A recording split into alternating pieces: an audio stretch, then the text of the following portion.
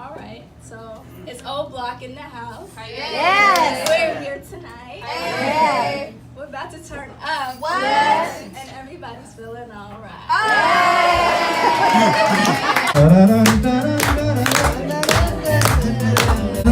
We are together.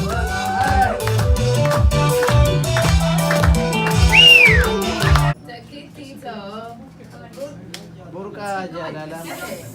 Asyik. Jib 2. Tak caru. Akkam nagaa jirtu yaa dhaloota qubee jajjabeewwan biyyaa ilmaan Oromiyaa qabsoo finiinsanii bahaa hamma That for me. It isn't over.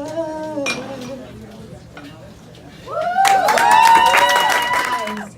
Never dull but emanate sleep deprivation.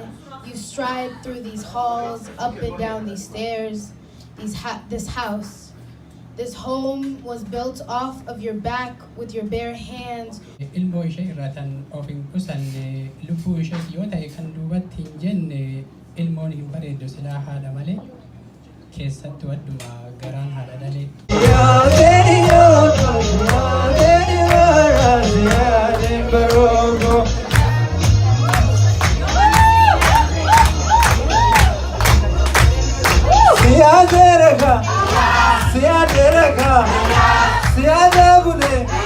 Hibbo, hibbatte nama malee hibibbi.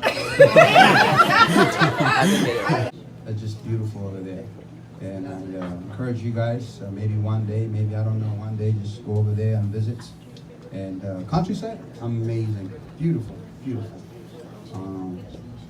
Thank you very much, Kalatoma. Isin jaladha, Kapson Oromo, Ittifufa, Oromiyaan, Imbilisomti.